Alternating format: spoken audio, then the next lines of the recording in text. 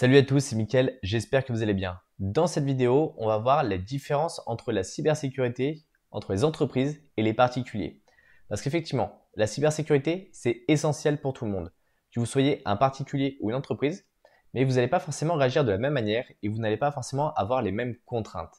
Et on va voir les différents éléments qui peuvent varier entre un particulier et une entreprise dans cette vidéo.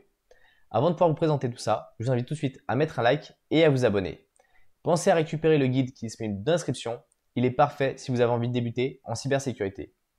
Il faut partir d'un constat qui est essentiel. On est tous humains et l'impact sur un mauvais niveau de sécurité, que vous soyez dans une entreprise ou en particulier, ça va impacter l'autre secteur.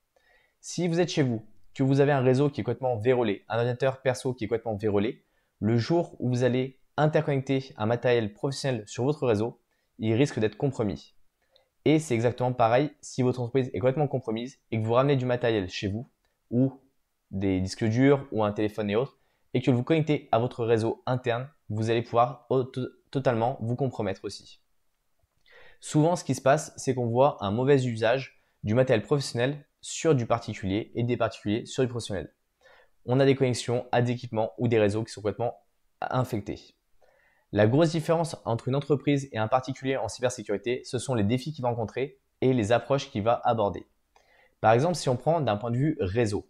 Donc chez vous, vous avez une box, vous avez un Wi-Fi, vous avez un, deux ou trois ordinateurs, vous avez quelques tablettes, quelques téléphones. Donc c'est relativement simple comme réseau et c'est relativement simple à corriger et à configurer. Aujourd'hui, la plupart des box opérateurs en France sont relativement bien sécurisés par défaut. Vous n'avez pas trop besoin de modifier la configuration.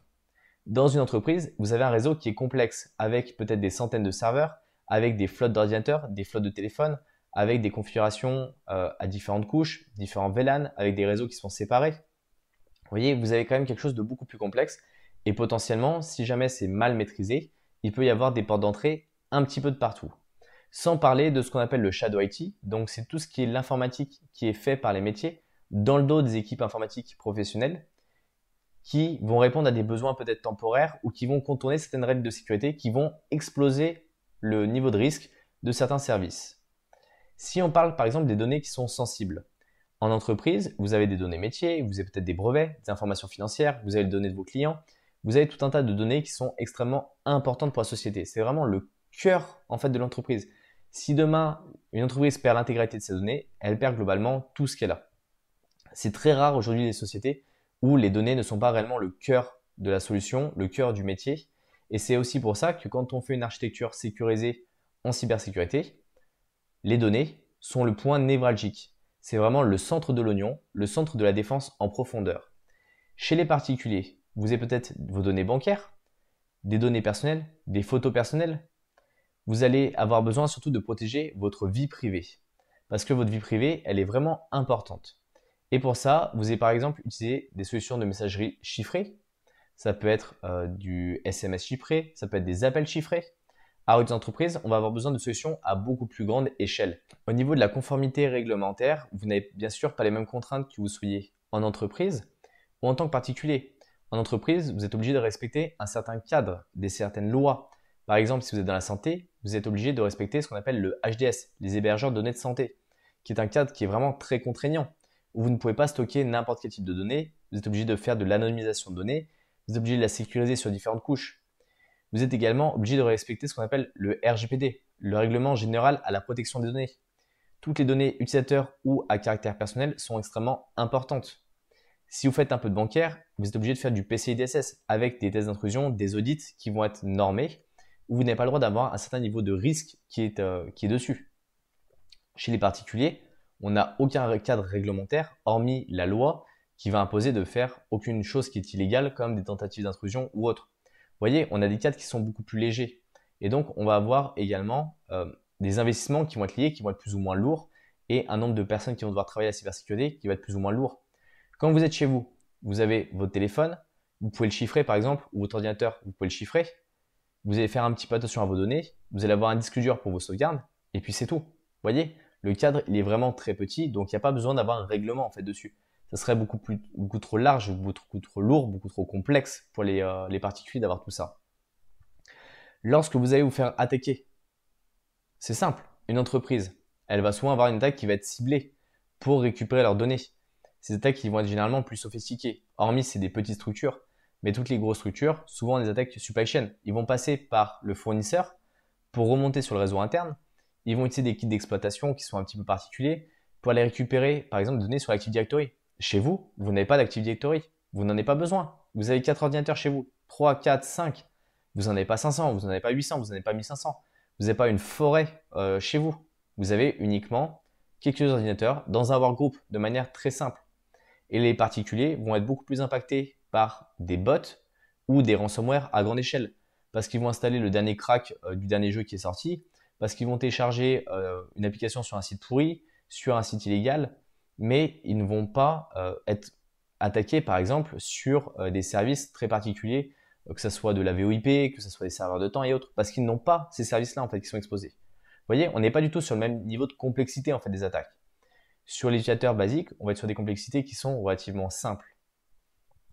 Concernant l'investissement qui est mis justement dans la cybersécurité, une entreprise, comme on l'a dit, elle a un réseau qui est beaucoup plus complexe avec des attaquants qui sont sophistiqués qui vont l'attaquer.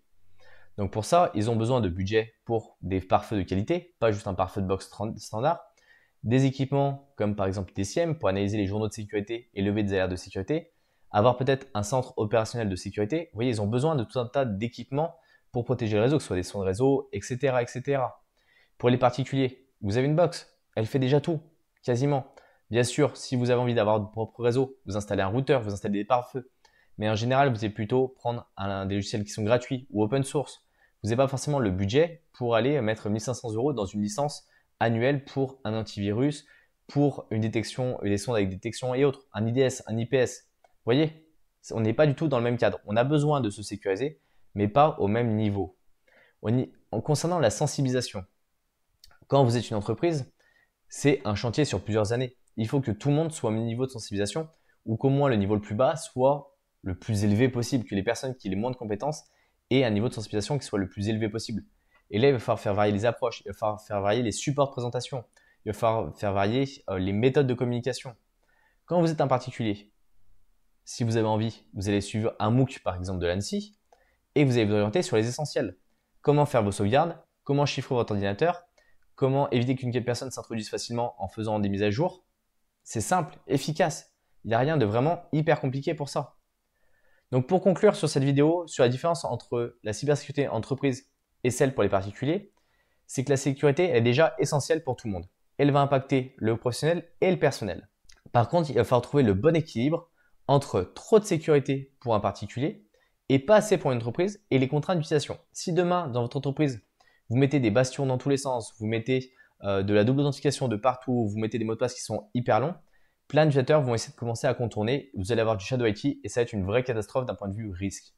Chez vous, vous pouvez vous permettre par exemple de mettre une clé YubiKey pour votre double authentification. C'est simple, ça coûte pas cher, mais on ne peut pas forcément le faire à 800 personnes dans une entreprise. Vous voyez, on a une marge de manœuvre qui est possible en tant que particulier, qu'on n'a pas en tant que professionnel dans une grande entreprise. Par contre, on va avoir des challenges techniques qui sont plus intéressants en entreprise qu'en tant que particulier. Dites-moi si vous êtes d'accord avec cette vision des choses et quel est votre niveau de sécurité chez vous en tant que particulier. Est-ce que vous avez installé votre propre pare-feu au niveau réseau? Est-ce que vous avez des IDS, IPS? Est-ce que vous avez mis des SIEM? Qu'est-ce que vous avez installé pour sécuriser votre réseau en tant que particulier? Et si vous êtes une entreprise, est-ce que vous êtes arrivé à créer un réseau qui soit relativement sécurisé pour éviter de vous faire attaquer par le premier attaquant qui passerait? Pensez à mettre un like, pensez à vous abonner et on se retrouve dans une prochaine vidéo. Salut à tous!